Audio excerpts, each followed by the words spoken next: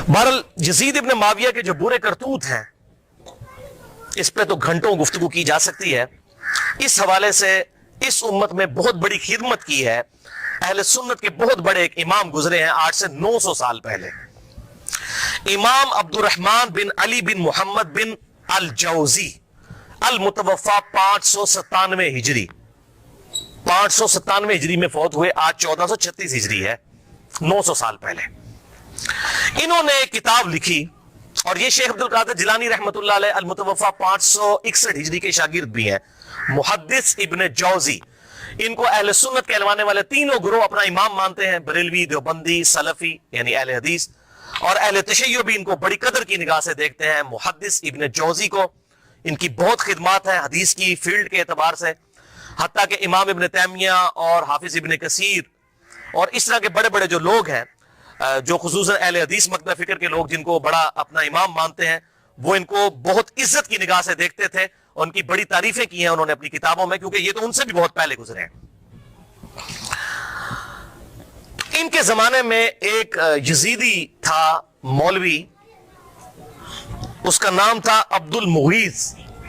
उसने एक किताब लिखी कि यजीद को हमें बुरा नहीं कहना चाहिए, ये सब उसके ऊपर झूठे इल्जाम है।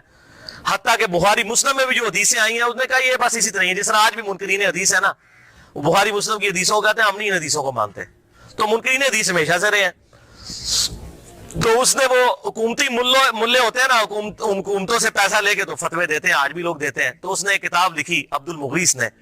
तो उस वक्त फिर मुहद्दिस इब्न जौजी मैदान में उतरे और उन्होंने ये किताब लिखी अर्रद्दु अलल मुतअस्सिबिल अनीद अल मानिअ मिन ज़म्म यजीद। ये उस सरकश और जिद्दी का रद्द है जो यजीद की मजम्मत करने को बुरा समझता है। ये किताब का नाम उन्होंने रखा और फिर वो पोल खोले कि किसी का इन्होंने लिहाज नहीं किया और जो कर सकते थे इन्होंने किया। अल्हम्दुलिल्लाह ये किताब इमाम इब्न तैमिया अल मुतवफ़ा 728 हिजरी, हाफिज इब्न कसीर अल मुतवफ़ा 774 हिजरी और बड़े बड़े अहले सुन्नत के आइम्मा ने इस किताब की बड़ी तारीफ की है, अपनी किताबों में लिखा। और अल बदाया वन नहाया तारीख इब्न कसीर में हाफिज इब्न कसीर ने इस किताब को मेंशन करके कहा कि इस किताब ने उम्मत का दिल ठंडा कर दिया है और बड़ी सही तरीके से पटाई की है यजीदी पार्टी की इब्न जौजी ने। ये इब्न कसीर ने लिखा और ये किताब अल्हम्दुलिल्लाह उर्दू तर्जमे के साथ शाया हो चुकी है। शाह नफीस एकेडमी लाहौर वालों ने, जो देवबंद मकतब फिक्र का एक इदारा है, उन्होंने इसका तर्जुमा शाया कर दिया है। हमारी वेबसाइट ahlesunnatpak.com पे इसका PDF मौजूद है, डाउनलोड भी आप कर सकते हैं। टोटल ये 80 सिफात पर मुश्तमिल है किताब। टोटल 160 है इसके सिफात, 80 सिफात उस मुतरजम ने अपने कमेंट्स किए हैं और 80 सिफात पे उसका किताब का तर्जुमा है। माशाल्लाह उन्होंने हक खोल कर बयान किया है। आइम्मा अहले सुन्नत की राय क्या थी यजीद के बारे में। हैरान कुन बात है कि दुनिया की किसी हदीस की किताब में यजीद से एक हदीस भी रिवायत नहीं है। हजरत अबू बकर के बेटों की हदीसें बुखारी और मुस्लिम में है, हजरत उमर के बेटों की हदीसें बुखारी और मुस्लिम में है, हजरत अली के बेटों की हदीसें बुखारी और मुस्लिम में है, लेकिन यजीद की कोई रिवायत दुनिया की किसी किताब में मौजूद नहीं है। हालांकि इनके भी वालिद हजरत अमीर मुआविया रज़ी अल्लाह तआला अन्हु 40 साल तक मुसलमानों के हुक्मरान रहे हैं, 20 साल तक गवर्नर और फिर 20 साल बाद सुलह हसन के बाद हुकूमत संभाली, लेकिन किसी ने इनके बेटे से हदीस नहीं ली क्योंकि मजरूर रावी था। तो ये सारे अकवाल मुहद्दिसीन के उन्होंने जमा किए। और मुहद्दिस जो होते हैं ना, वो बिल्कुल न्यूट्रल लोग होते हैं, वो हुकूमती मुल्ला नहीं होते हैं कि पैसे लेके फतवे दें। मुहद्दिस तो हक बात करता है, जो मजरूर रावी है वो मजरूर है। हत्ता कि आप बुखारी और मुस्लिम में यहां तक हजरत अली के बेटों की, हजरत अली के पोतों की, उनके पड़पोतों तक की हदीसें मौजूद है बुखारी और मुस्लिम के अंदर। इमाम बाकिर की हदीसें, इमाम जाफर की हदीसें, इमाम मूसा काजिम की हदीसें, इमाम अली रजा की हदीसें, इमाम ज़ैनुल आबिदीन की हदीसें, ये अहले सुन्नत के यहां आपको मिलेंगी। लेकिन यजीद की कोई हदीस नहीं आपको अहले सुन्नत की किसी किताब में नहीं मिलेगी। हालांकि वो उसके बाप सहाबी हैं, 40 साल तक मुसलमानों के हुक्मरान रहे, डोमिनेंट पर्सनैलिटी रहे। कोई एक रवायती मुहद्दिस ले लेता ना कि 40 साल में अपने बाप से कुछ सीखा होगा उन्होंने, कोई नहीं, क्योंकि वो कहते थे ये जालिम शख्स है, ये इस काबिल ही नहीं कि इससे हदीस ली जाए। वो अहमद बिन हंबल का कौल मैं इंशाल्लाह बयान भी कर दूंगा इसमें। भाइयों, आप सल्लल्लाहु अलैहि वसल्लम की वफात के 50 साल के बाद 60 हिजरी में हजरत अमीर मुआविया रज़ी अल्लाह तआला अन्हु फौत हुए और जाते जाते उन्होंने अपनी जिंदगी में ही مرنے سے 4 سال پہلے ہی اپنے بیٹے یزید کے لیے بیعت لینا شروع کر دی. صحیح بخاری میں آتا ہے کہ صحابہ کرام سخت خلاف تھے کہ آپ یہ کیا کرنے جا رہے ہیں, امت کو کس ڈگر پہ چلا کر جا رہے ہیں, لیکن تلوار کے زور پر اپنے بیٹے کی بیعت لی. صحیح بخاری میں موجود ہے. یہ کہتے ہیں جی بیعت کر لی تھی, گن پوائنٹ پہ بیعت کی, تو بیعت تو دل ہی ماننے کا نام ہے. اور میں حضرت عمر کا فتویٰ بھی اینڈ پہ بتاؤں گا صحیح بخاری سے کہ جو تلوار کے زور پر بیعت ہو اس کو حضرت عمر کہتے ہیں یہ بیعت ہی نہیں ہے. تو صحابہ کرام نے مخالفت کی, لیکن وہ جو معاملہ ہونا تھا وہ ہوا. وہ میں نے مسئلہ نمبر 101 میں ڈیٹیل کے ساتھ بیان کیا. آج ٹاپک کو میں چھیڑوں گا نہیں کیونکہ آلریڈی میں اس کو ایڈریس کر چکا ہوں. بہرحال اس حوالے سے صحیح بخاری میں انٹرنیشنل نمبر کے مطابق 120 نمبر حدیث ہے. حضرت ابو ہریرہ کہتے ہیں میں نے حضور صلی اللہ علیہ وسلم سے 2 پیالے لیے, ایک میں نے تمہارے سامنے ظاہر کر دیا, یعنی یہ جو شریعت کا علم ہے, حدیثیں میں نے بیان کر دی, اور دوسرا پیالہ ایسا ہے اگر میں تمہیں بتاؤں تو تم میری شہرت کاٹ دو. ایسی باتیں مجھے حضور نے بتائی ہیں. وہ کیا باتیں تھی؟ وہ صحیح بخاری کے اندر ہی انٹرنیشنل نمبر کے مطابق 3605 نمبر حدیث ہے. حضرت ابو ہریرہ کہتے ہیں کہ مجھے حضور صلی اللہ علیہ وسلم نے بنو قریش بنو امیہ کے لونڈوں کے ان لڑکوں کے نام بتائے ہیں, ان کے ماں باپ اور قبیلوں کے نام تک بتا دیے ہیں جن کے ہاتھوں اس امت کی تباہی ہونے والی ہے. اور میں چاہوں تو ان کے نام, ان کے ماں باپ کے نام بھی بتا سکتا ہوں. جیسے حضرت حذیفہ ابن یمان کو حضور صلی اللہ علیہ وسلم نے منافقین کے نام بتائے تھے, حضرت ابو ہریرہ کو ان لوگوں کے نام بتا دیے تھے جن کے ہاتھوں امت کی تباہی ہونے والی تھی, بنو امیہ کے وہ لڑکے. حتیٰ کہ اسی حدیث کے تحت فتح الباری میں امام ابن حجر اسقلانی رحمہ اللہ المتوفی 852 ہجری وہ لکھتے ہیں, اور بڑی انہوں نے اسناد مختلف کتابوں سے, المصنف ابن ابی شیبہ سے, باقی کتابوں سے جمع کی کہ حضرت ابو ہریرہ یہ دعا کیا کرتے تھے, اے اللہ مجھے 60 ہجری تک باقی نہ رکھنا اور لڑکوں کی حکومت سے پہلے موت دینا. 59 ہجری میں حضرت ابو ہریرہ فوت ہو گئے اور 60 ہجری میں یزید ابن معاویہ تخت نشین ہوا. اور اس میں ایک مرفوع حدیث ہے انٹرنیشنل نمبر کے مطابق مسند امام احمد میں 8302 اور مشکات میں بھی 3716 کہ آپ صلی اللہ علیہ وسلم نے فرمایا 70 کی دہائی کے آغاز سے اللہ کی پناہ طلب کرو اور نوجوان لڑکوں کی حکومت سے اللہ کی پناہ طلب کرو. 70 کی دہائی کا آغاز یعنی 61 ہجری, اور واقعہ کربلا 61 ہجری میں ہوا ہے. تو آپ صلی اللہ علیہ وسلم نے اپنی امت کو اس حوالے سے خبریں دی تھیں کہ آپ صلی اللہ علیہ وسلم کی وفات کے بعد امت کے ساتھ کیا سلوک ہونے والا ہے. تو اس کے ظلم کی داستان بہت طویل ہے. یہاں پر میں اس کے 3 بڑے بڑے سیاہ کارنامے ذکر کروں گا احادیث کی کتابوں سے, تاریخ نہیں. اگر تاریخ میں نے بتایا تاریخ میں اگر 10 باتیں یزید کے حق میں ہے نا تو 1000 اس کے خلاف ہیں. لیکن کیا کرتے ہیں یہ حکومتی ملے, وہ چند ایک باتیں نقل کر کے تو پھر دفاع کرنے کا کوشش کرتے ہیں اور پھر کتابوں پہ پابندی لگ جاتی ہے. وہ جو جھوٹی کتاب صلاح الدین یوسف صاحب نے لکھی وہ گورنمنٹ نے پابندی لگا دی. کوئی حدیث نقل نہیں کی ہے بلکہ ساری تاریخی روایتیں نقل کی ہیں, اور وہیں پر لکھا ہوا ہے کہ یزید کی فوجوں نے واقعہ حرہ میں 1000 صحابیات اور تابعیات کے ساتھ زنا کیا اور وہ حاملہ ہو گئیں, اور 3 دن تک مسجد نبی میں گھوڑے باندھ کر رکھے, اور مسجد نبی میں نماز نہیں ہوئی ہے. لیکن صلاح الدین یوسف صاحب کی رگ نہیں پھٹکی کہ میں یہ حق لوگوں کو بتاؤں. ابن کثیر سے, اس ابن کثیر سے اپنے مطلب کی باتیں نقل کی. وہ بتا رہا ہوں 10 باتیں نقل کی, 1000 اس کے خلاف لکھی ہوئی ہیں. لیکن جب کوئی بندہ بےایمانی پہ اتر آئے تو اس کا تو کوئی علاج نہیں ہے. لہذا میں تاریخ کو کرتا ہوں سائڈ پہ, میں صرف آپ کو احادیث سے حوالے دوں گا جس کے سامنے اب سارے خاموش ہو چکے ہیں. جب سے یہ میری یہ پمفلٹ آئے ہیں, یہ واقعہ کربلا کا حقیقی پس منظر 50 صحیح الاسناد احادیث کی روشنی میں, یہ والا پمفلٹ, اور یہ رافضیت ناسبیت اور یزیدیت کا تحقیقی جائزہ, یہ پمفلٹ میں نے ڈاکٹر ذاکر نائک کے خلاف لکھا تھا, انگلش کے اندر بھی اردو کے اندر بھی, اور ان کے ہم نے شاگرد پاکستان آئے ان کے ہاتھ میں یہ پمفلٹ پکڑائے کہ خدا کے لیے کہ آپ یہ کون سی وہ امام غزالی کی لکھی ہوئی تاریخ بیان کر رہے ہیں, ابن تیمیہ کی لکھی ہوئی تاریخ بیان کر رہے ہیں. خدا کے لیے حدیث کی کتابیں پڑھیں, بخاری اور مسلم پڑھیں, یا تو بخاری اور مسلم کو غلط کہہ دیں, منکرین حدیث مان جائیں. یہ تاریخیں تو حکمرانوں نے لکھوائی ہوئی ہیں. ادب با ملاحظہ ہوشیار لکھو ہم بڑے سخی تھے, ہم یہ تھے وہ تھے. تاریخیں تو حکمرانوں کی لکھوائی ہوئی ہیں. حدیثیں ہیں, یہ ہیں ایماندار لوگ محدثین, یہ ہیں اصل اہل حدیث اہل سنت جنہوں نے حق بات امت کو بتائی. ان کو فالو کریں.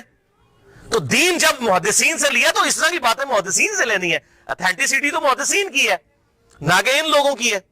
تو اس حوالے سے یہ بات آپ سمجھ لیجئے. 3 سیاہ کارنامے یزید کے.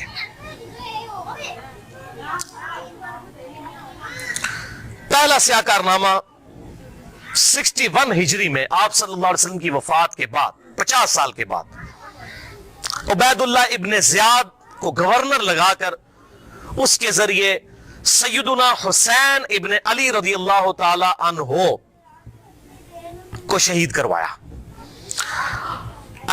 اہل بیت میں سے اور 54 لوگ دوسرے شہید ہوئے واقعہ کربلا کے دوران، ٹوٹل 72 لوگ. اور اس کا ذکر صحیح بخاری میں انٹرنیشنل نمبر کے مطابق 3748 نمبر حدیث میں موجود ہے، اور صحیح مسلم میں 6309 نمبر حدیث کے اندر بھی موجود ہے کہ جب حضرت حسین کے قتل کے بعد حضرت امام زین العابدین علی ابن حسین رحمہ اللہ تعالی جب مدینہ شریف آئے تو ان کے ہاتھ میں حضور کی تلوار تھی جو حضرت علی کے پاس تھی، اس کے بعد مولا حسین کے بعد تھی، مولا حسین کے بعد زین العابدین کے پاس آئی. صحیح مسلم 6309. تو مسور بن مخرمہ رضی اللہ تعالیٰ عنہ حاضر خدمت ہوئے اور انہوں نے کہا کہ اے نبی کے بیٹے، یہ تلوار آپ میرے حوالے کر دیں ورنہ یہ کہیں بنو امیہ کے ظالم لوگ آپ سے چھین نہ لیں، اور میں اپنی جان سے بڑھ کر اس کی حفاظت کروں گا. تو یہ صحیح مسلم میں موجود ہے. لوگ کہتے ہیں نہیں پتہ نہیں حسین قتل بھی ہوا تھا کہ نہیں. ٹھیک ہے، اب لوگوں نے یہ باتیں کرنا شروع کر دی ہیں. تو بھائی جھوٹ کے تو کوئی پاؤں نہیں ہوتے ہیں.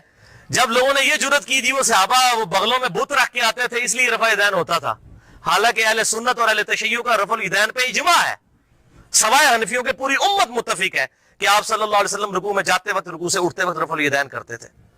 لیکن جب کوئی بندہ بے ایمانی پر اترا ہے تو اس کا تو کوئی علاج ہی نہیں ہے. وہ کہے گا جی بت رکھ کے آتے تھے، اے بھی ہوئی یہ بت رکھ کے آتے تھے. بھائی صحیح مسلم میں موجود ہے، صحیح بخاری میں واقعہ کربلا کا ذکر موجود ہے. دوسرا سیاہ کارنامہ، اور ادھر میں یہ بات کر دوں، بعض لوگ کہتے ہیں حضرت حسین جو ہے وہ یزید کی بیعت کے لیے جا رہے تھے اور انہوں نے کہا میری 3 شرائط ہیں، یا تو مجھے اجازت دو میں یزید کے ہاتھوں میں ہاتھ دے دوں، یا مجھے کسی مسلمان سرحد پر بھیج دو، یا مجھے واپس جانے دو. خدا کے لیے بھائی یہ بات ہوتی تو بنو امیہ نے لڑیاں ڈالنی تھی کہ حضرت امیر معاویہ رضی اللہ تعالیٰ عنہ پوری زندگی حضرت حسین سے وہ بیعت نہیں لے سکے اپنے بیٹے کے لیے جو انہوں نے اپنی وفات سے 4 سال پہلے لینا شروع کر دی تھی. اور یہ عبید اللہ ابن زیاد نے حضرت حسین کو اگر منوا لیا تھا تو اس کو تو سونے میں تولنا تھا یزید نے کہ بھی آپ نے بڑا کارنامہ کیا ہے. کدھر یہ جھوٹ ہے. انصاب الاشراف کتاب سے یہ پیش کرتے ہیں، شیخ زبیر لیزئی صاحب نے پوری تحقیق لکھی ہے کہ یہ کتاب ہی ثابت نہیں صحیح سند کے ساتھ، اور اس کتاب میں تو ایسی ایسی حدیثیں ہیں کہ کئی صحابہ کا ایمان ہی ثابت نہیں ہوگا اگر اس کتاب کو انصاب الاشراف کو پیش کریں. اور یہ جو روایت ہے وہ روایت بھی منقطع ہے. حلال بن صاف یہ بیان کرتے ہیں ان کا واقعہ کربلا میں ہونا ثابت ہی نہیں ہے، اور منقطع روایت کوئی حجت نہیں ہوتی ہے. تو یہ کتاب بھی ثابت نہیں، بالکل جھوٹ ہے. پوری امت بیعت کر لیتی، حضرت حسین بیعت نہ کرتے اس وقت تک ان کو سکون نہ آتا. کیوں؟ حسین کا بیعت کرنے کا مطلب تھا کہ آل محمد نے بنو امیہ کی بدماش حکومت کو اسلامی حکومت تسلیم کر لیا ہے. اس لیے آپ دیکھیں ایک حسین نے بیعت نہ کی تو یار کیا ہوا، کوئی فرق نہیں پڑتا، چھوڑ دو. حضرت سعد ابن عبادہ نے بخاری مسلم میں آتا ہے کہ حضرت ابوبکر اور عمر کی بیعت نہیں کی تو کیا حضرت ابوبکر نے ان کو قتل کروا دیا تھا؟ نہیں. 6 مہینے تک حضرت علی نے بھی بیعت نہیں کی، بخاری اور مسلم میں آتا ہے، کیا قتل کروا دیا؟ تو یہ بات کرنا بڑا آسان ہوتا ہے، ایسے معاملات ہوتے نہیں ہیں. حق بات وہی ہے جو کتابوں کے اندر لکھی ہے، باقی لوگ جتنی باتیں کرتے رہے وہ سب جھوٹی کہانیاں ہوتی ہیں. تو یہ دوسرا سیاہ کارنامہ یہ تھا کہ جب حضرت حسین کو شہید کیا گیا تو ظاہر امت میں کوحرام مچ گیا. تو جن لوگوں نے تلوار کے زور پر بیعت کی ہوئی تھی، دبے ہوئے تھے، وہ بھی میدان میں اترے. انہوں نے کہا کہ ہم یزید ابن معاویہ کی بیعت توڑ کے اس کو پھینک دیتے ہیں. سب سے پہلے اہل مدینہ نے بغاوت کی، اور صحیح مسلم میں کتاب الامارہ چیپٹر میں موجود ہے یہ چیز، امارت کے بیان والے چیپٹر میں صحیح مسلم کے اندر.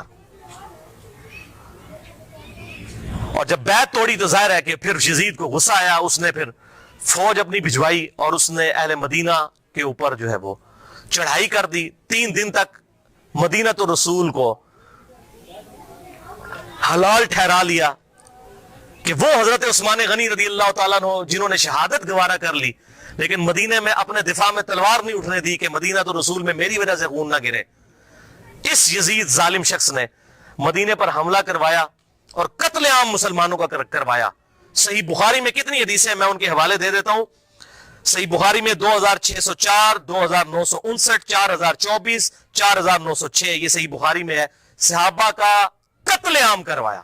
یہ کہتے ہیں صحابہ کے گستاخ، اور جنہوں نے چمچے ہونے سب تو بڑے گستاخ او جے صحابہ دے جنہوں نے صحابہ نو قتل کیتا جے. گالی دینا تو چھوٹا جرم ہے، قتل کروانا بڑا جرم ہے. اور گالی بھی میں نے بتا دیا انہوں نے شروع کروائی ہوئی ہے. یہ ساری بدعتیں بنو امیہ کی شروع کی ہوئی ہیں، ممبروں پر حضرت علی پر لعنت کرنا اور صحابہ کو قتل کرنا.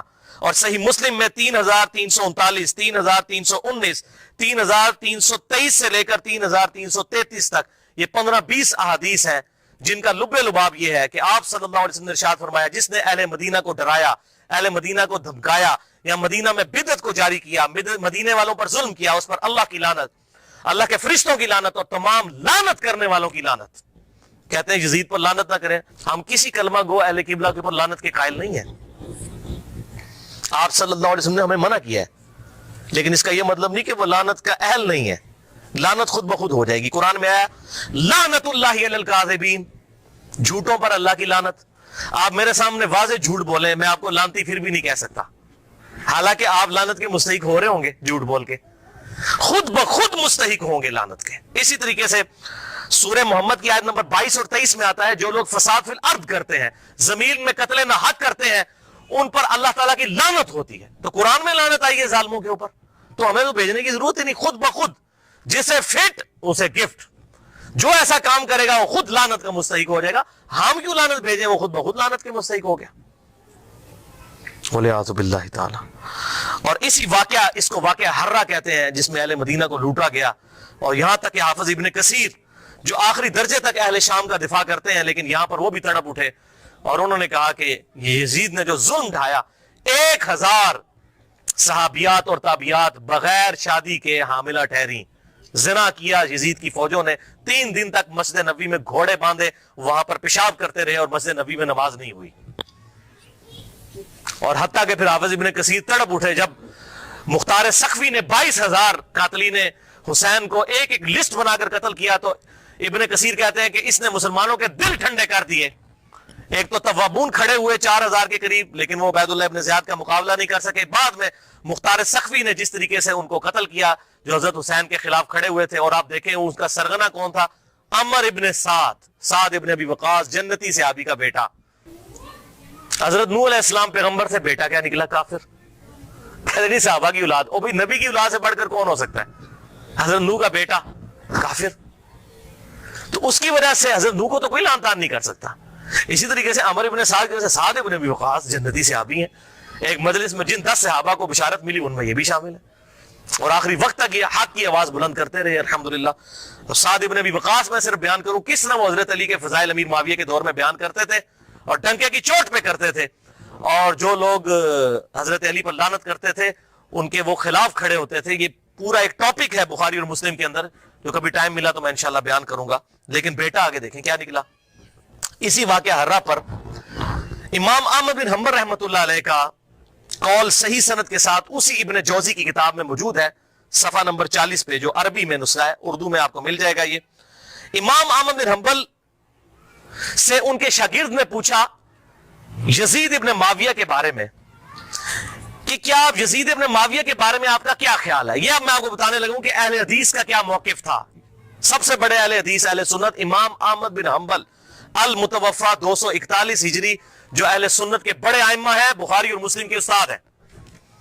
और वो क्या कह रहे हैं, आप हदीस में किसको लेते हैं कि जी किस रावी पर बहस करनी है, आप कहते हैं ये फलां मुहद्दिस इसको ज़ईफ कहता है। अब ये सबसे बड़ा इमाम अहले सुन्नत का क्या कह रहा है, वो कहते हैं कि यजीद वही है जिसने मदीने वालों के साथ वो करतूत किए जो उसने किए। शागिर्द ने पूछा यजीद ने क्या किया था। अहमद बिन हंबल ने फरमाया उसने मदीने वालों को लूटा था। शागिर्द ने पूछा क्या हम यजीद से हदीस बयान कर सकते हैं। अहमद बिन हंबल ने फरमाया यजीद से हदीस मत बयान करो, और किसी के लिए यह हलाल ही नहीं है कि वो यजीद से एक हदीस भी बयान करे। फिर शागिर्द ने पूछा कि जब यजीद ने यह हरकतें की थी तो किन लोगों ने यजीद का साथ दिया था। तो अहमद बिन हंबल ने फरमाया अहले शाम ने, ये शामियों ने यह गलत काम किया था जो यजीद के साथ मिलकर अहले बैत के साथ और अहले मदीना के साथ जुल्म उन पर ढाया था। ये दूसरा कारनामा। और तीसरा स्याह कारनामा 64 हिजरी में, इसी दौरान हजरत अब्दुल्लाह इब्ने जुबैर रज़ियल्लाहु ताला अन्हु, ये वो सहाबी हैं जिनके बारे में सही बुखारी में आता है, जब मुसलमान हिजरत करके मदीना शरीफ आए तो यहूदियों ने कहा हमने मुसलमानों पर बंदिश कर दी है, इनके घर अब औलाद नहीं होगी। तो सबसे पहले बेटा पैदा हुआ हजरत अबू बकर का नवासा अब्दुल्लाह इब्ने जुबैर। हजरत आयशा की जो बहन थी अस्मा बिनते अबी बकर, उनका बेटा अब्दुल्लाह इब्ने जुबैर। और हुजूर ने अपने मुबारक हाथों से इनको घुट्टी दी थी, खजूर चबाकर, सही बुखारी में आता है। ये वो है अब्दुल्लाह इब्ने जुबैर सहाबी।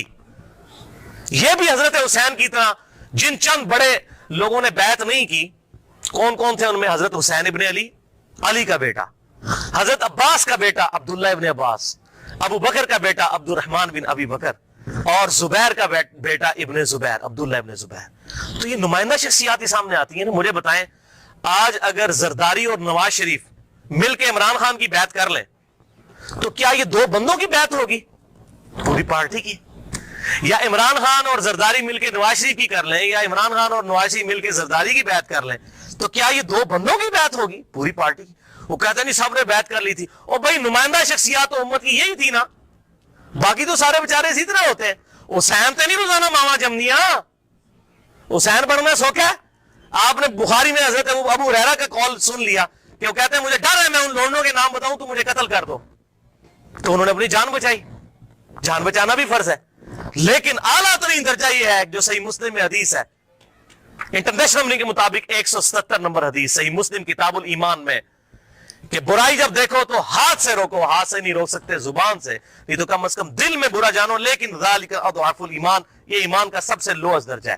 تو حضرت حسین لوئسٹ درجے پر تو نہیں تھے بھائی. جس کے جینز پروفٹ کے جینز ہوں, جس کا بلڈ اور خون نبی کا خون ہو, وہ لوئسٹ درجے پر ایمان رکھے گا. وہ تو آگے بڑھ کر باطل کا مقابلہ کرے گا. یہی وجہ ہے کہ حضرت حسین جو ہے انہوں کو یہ ٹائٹل ملنا تھا. اور یہ بھی آپ بات یاد رکھیں, حضرت حسین نے حضور کی زندگی میں کیا کارنامہ کیا ہے. 6.5 سال عمر تھی, حضور صلی اللہ علیہ وسلم کی وفات ہو گئی. کارنامہ کرنا تھا.